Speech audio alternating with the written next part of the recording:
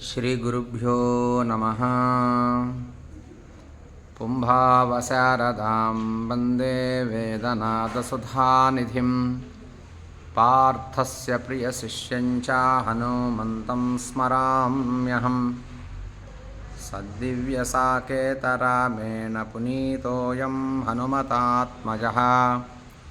ಸತ್ಸಂಪ್ರದಾಯೋಪದೇಷ್ಟಾರಂ ಆಚಾರ್ಯಂ ವಿಖನಸಂ ಭಜೆ. ಖುಷ್ಯತೆ ಯಸ್ಯ ನಗರೆ ರಂಗಯಾತ್ರಾ ದಿನೇ ದಿನೇ ತಮಹಂ ಶಿರಸಾ ವಂದೇ ರಾಜಾನಂ ಕುಲಶೇಖರಂ. ಶ್ರೀವಲ್ಲಭೇತಿ ವರದೇತಿ ದಯಾಪರೇತಿ ಭಕ್ತಪ್ರಿಯೇತಿ ಭವಲುಂಠನಕೋವಿದೇತಿ ನಾಧೇತಿ ನಾಗಶಯನೇತಿ ಜಗನ್ನಿವಾಸೇ ಆಲಾಪನಂ ಪ್ರತಿಪದಂ ಕುರು ಮೇ ಮುಕುಂದ. ಜಯತು ಜಯತು ದೇವೋ ದೇವಕೀ ನಂದನೋಯಂ ಜಯತು ಜಯತು ಕೃಷ್ಣೋ ವೃಷ್ಣಿವಂಶಪ್ರದೀಪಃ. ಜಯತು ಜಯತು ಮೇಘಶ್ಯಾಮಲಃ ಕೋಮಲಾಂಗೋ ಜಯತು ಜಯತು ಪೃಥ್ವೀ ಭಾರನಾಶೋ ಮುಕುಂದಃ. ಮುಕುಂದಮೂರ್ಧ್ನಾ ಪ್ರಣಿಪತ್ಯ ಯಾಚೇ ಭವಂತಮೇಕಾಂತಮಿಯಂತಮರ್ಧಂ. ಅವಿಸ್ಮೃತಿಸ್ವಚ್ಛರಣಾರವಿಂದೇ ಭವೆ ಭವೆ ಮೇಸ್ತು ಭವತ್ಪ್ರಸಾದಾತ್. ನಾಹಂ ವಂದೇ ತವ ಚರಣಯೋ ದ್ವಂದ್ವಮದ್ವಂದ್ವಹೇತೋಃ. ಕುಂಭೀಪಾಕಂ ಗುರುಮಪಿ ಹರೇ ನಾರಕಂ ನಾಪನೇತುಂ. ರಮ್ಯಾ ರಾಮಾ ಮೃದುತನುಲತಾ ನಂದನೇನಾಪಿ ರಂತುಂ. ಭಾವೆ ಭಾವೆ ಹೃದಯ ಭವನೆ ಭಾವಯೇಯಂ ಭವಂತಂ. ನಾಸ್ಥಾ ಧರ್ಮೇಣ ವಸು ನಿಚಯೇನೈವ ಕಾಮೋಪಭೋಗೆ. ಯಜ್ಜದ್ಭವ್ಯಂ ಭವತು ಭಗವನ್ ಪೂರ್ವಕರ್ಮಾನುರೂಪಂ. ಏತತ್ ಪ್ರಾರ್ಥ್ಯಂ ಮಮ ಬಹುಮತಂ ಜನ್ಮ ಜನ್ಮಾಂತರೇಪಿ. ತ್ವತ್ಪಾದಾಂಭೋರುಹ ಯುಗಗತಾ ನಿಚ್ಛಲಾ ಭಕ್ತಿರಸ್ತು. ದಿವಿ ವಾ ಭುವಿ ವಾ ಮಮಾಸ್ತು ವಾಸಃ. ನರಕೆ ವಾ ನರಕಾಂತಕಪ್ರಕಾಮಂ. ಅವಧೀರಿತ ಶಾರದಾರವಿಂದೌ ಚರಣೌ ತೇ ಮರಣೇಪಿ ಚಿಂತಯಾಮಿ. ಕೃಷ್ಣತ್ವದೀಯ ಪದಪಂಕಜ ಪಂಜರಾಂತಂ. ಅದ್ಯೈವ ಮೇ ವಿಶತು ಮಾನಸ ರಾಜಹಂಸಃ. ಪ್ರಾಣಪ್ರಯಾಣ ಸಮಯೇ ಕಫವಾತ ಪಿತ್ತೈಃ. ಕಂಠಾವರೋದನ ವಿಧೌ ಸ್ಮರಣಂ ಕುತಸ್ತೆ. ಚಿಂತಯಾಮಿ ಹರಿಮೇವ ಸಂತತಂ. ಮಂದ ಮಂದ ಹಸಿತಾನನಾಂಬುಜಂ. ನಂದಗೋಪತನಯಂ ಪರಾತ್ಪರಂ. ನಾರದಾದಿಮುನಿವೃಂದವಂದಿತಂ. ಕರಚರಣ ಸರೋಜೆ ಕಾಂತಿಮನ್ನೇತ್ರಮೀನೆ. ಶ್ರಮಮುಷಿ ವೀಚಿ ವ್ಯಾಕುಲೆ ಗಾಧಮಾರ್ಗೆ. ಹರಿಸರಸಿ ವಿಗಾಯಾಪೀಯತೆ ಜೌಜಲೌಖಂ. ಭವಮರುಪರಿಖಿನ್ನಃ ಖೇದಮದ್ಯ ತ್ಯಜಾಮಿ. ಸರಸಿಜನಯನೆ ಸಶಂಖಚಕ್ರೆ. ಮುರಭಿದಿಮಾ ವಿರಮಸ್ವ ಚಿತ್ತರಂತುಂ. ಸುಖತರಮಪರಂ ನ ಜಾತು ಜಾನೆ. ಹರಿಚರಣಸ್ಮರಣಾಮೃತೇನ ತುಲ್ಯಂ. ಮಾಭೀರ್ಮಂದಮನೋ ವಿಚಿಂತ್ಯ ಬಹುಧಾ ಯಾಮೀಶ್ಚಿರಂ ಯಾತನಾಃ. ನಾಮೀನಃ ಪ್ರಭವಂತಿ ಪಾಪರಿಪವಃ. ಸ್ವಾಮೀ ನನು ಶ್ರೀಧರಃ. ಆಲಸ್ಯಂ ಜಪನೀಯ ಭಕ್ತಿ ಸುಲಭಂ ಧ್ಯಾಯಸ್ವ ನಾರಾಯಣಂ. ಲೋಕಸ್ಯ ವ್ಯಸನಾಪನೋದನಕರೋ ದಾಸಸ್ಯ ಕಿಂ ನ ಕ್ಷಮಃ. भवजलधिमगाधं दुस्तरं निस्तरेयं कथमहमिति चेतः मास्मगाः कातरत्वं सरसिजदृशिदेवे तावकी भक्तिरेका नरकभिधिनिषण्णा तारयिष्यत्यवश्यम् भवजलधिगतानां द्वन्द्ववाताहतानां सुतदुहितृकलत्रत्राणभारार्धितानां विषमविषयतो ये मज्जतामप्लवानां भवतु शरणमेको विष्णुपोतो नराणां तृष्णातो ये मदनपवनो दूतमूर्मिमाले दारावर्ते तनयसहज ग्राहसङ्घाकुले च संसाराख्ये महत् जलधौ मज्जतां नस्त्रिधामन् पादाम्भोजे वरद भवतो भक्तिनावं प्रयच्छ माद्राक्षं क्षीणपुण्यान् क्षणमपि भवतो भक्तिहीनान् पदाब्जे माश्रौषं श्राव्यबन्धं तव चरितमपास्यान्यदाख्यानजातं मास्मार्षं माधवत्वाम् अपि भुवनपते चेतसापह्नुवानान् मा भुवं त्वत्सपर्याव्यतिकररहितो जन्मजन्मान्तरेऽपि जिह्वे कीर्तय केशवं मुररिपुञ्चेतो भज श्रीधरं पाणिद्वन्द्वसमर्चयाच्युतकथाश्रोत्रद्वयत्वं शृणु कृष्णं लोकयलोचनद्वयहरेर्गच्छाङ्घ्रियुग्मालयं जिघ्रघ्राणमुकुन्दपादतुलसीं मूर्धन्नमाधोक्षजम्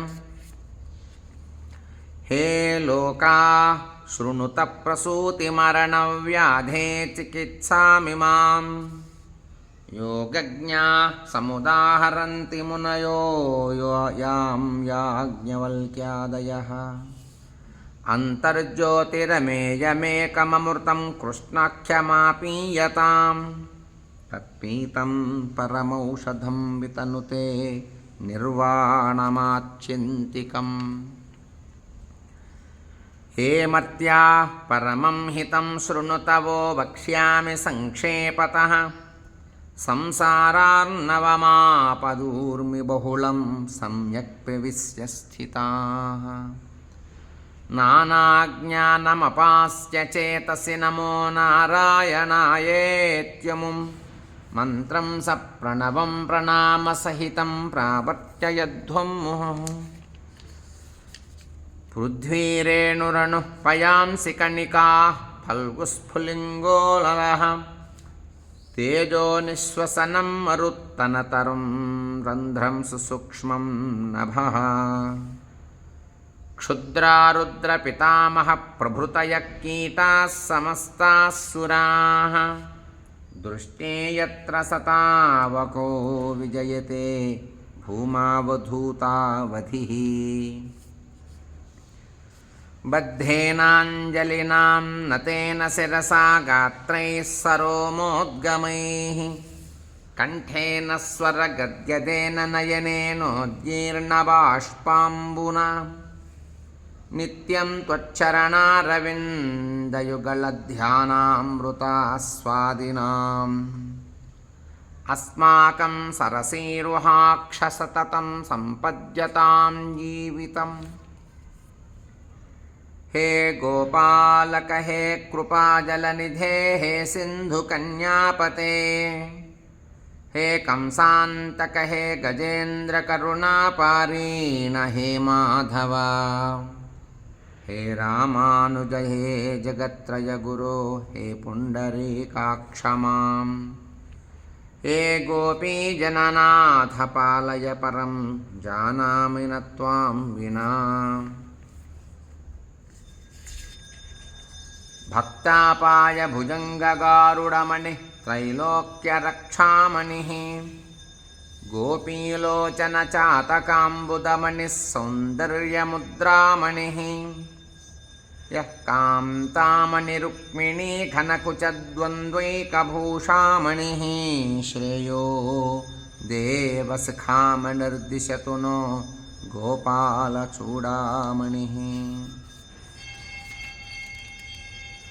शत्रुच्छेदैकमन्त्रं सकलमुनि उपनिषद्वाक्यसम्पूज्यमन्त्रं संसारोत्तारमन्त्रं समुपचिततमः सङ्घनिर्याणमन्त्रं सर्वैश्वर्यैकमन्त्रं व्यसनभुजगसन्दष्टसन्त्राणमन्त्रं जिह्वे श्रीकृष्णमन्त्रं जप जप सततं जन्मसाफल्यमन्त्रम् व्यामोहप्रसमौषधं मुनिमनोवृत्तिप्रवृत्त्यौषधं दैत्येन्द्रार्तिकरौषधं त्रिभुवने सञ्जीवनैकौषधं भक्त्यात्यन्तहितौषधं भवभयप्रध्वंसनैकौषधं श्रेयःप्राप्तिकरौषधं पिब मनः श्रीकृष्णदिव्यौषधम्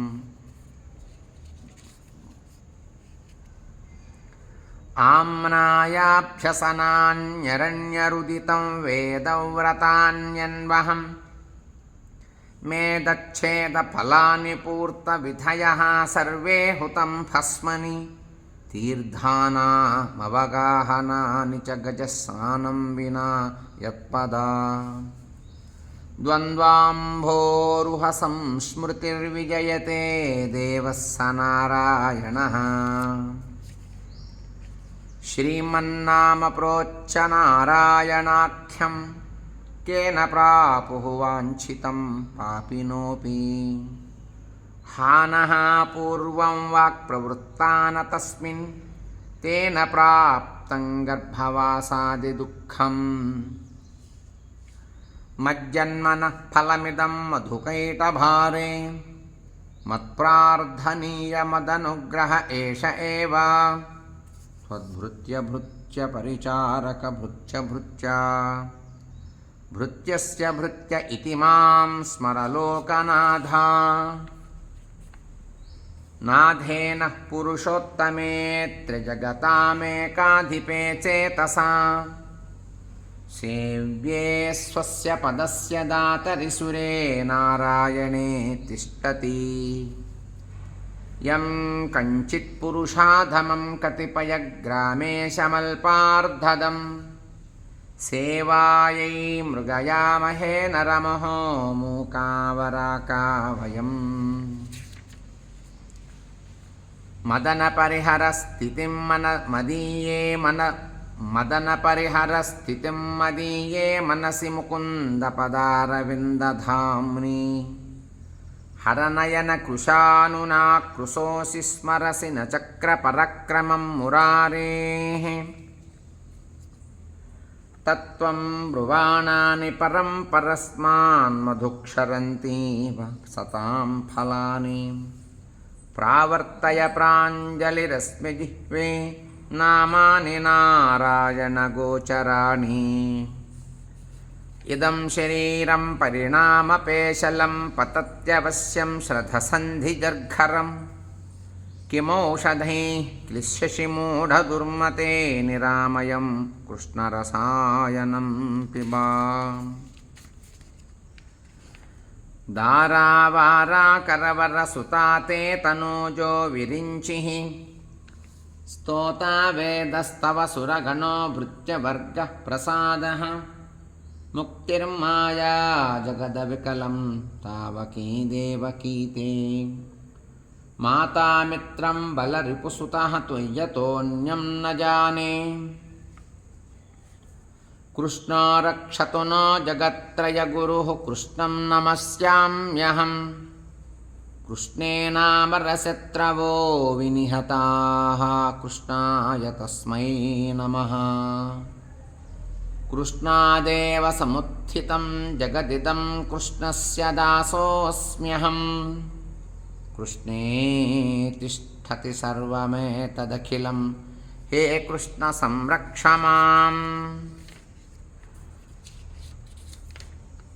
तत्त्वं प्रसीद भगवन् कुरु मय्यनाथे विष्णोः कृपां परमकारुणिकः किल त्वं संसारसागरनिमग्नमनन्तदीन मुद्धर्तुमर्हसि हरे पुरुषोत्तमोऽसि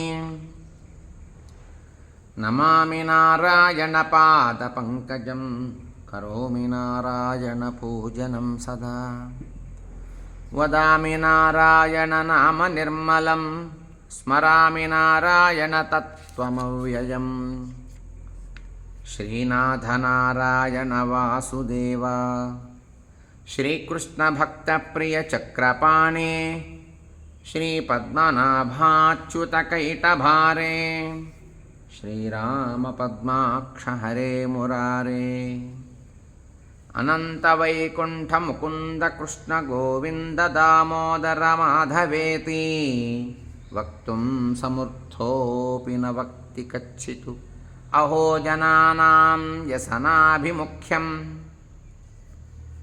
ध्यायन्ति ये विष्णुमनन्तमव्ययं हृत्पद्ममध्ये सततं व्यवस्थितं समाहितानां सतताभयप्रदं ते यान्ति सिद्धिं परमां च वैष्णवीम् क्षीरसागरतरङ्गसीकरासारतारकितचारुमूर्तये भोगि भोगिशयनीयशायिने माधवाय मधुविद्विषे नमः यस्य प्रियो श्रुतिधरो कविलोकवीरो मित्रे द्विजन्मवरपद्मशरावभूतां तेनाम्बुजाक्षचरणाम्बुज षट्पदेन राज्ञा कृता कृतिर्यं कुलशेखरेण सर्वं श्रीकृष्णार्पणमस्तु।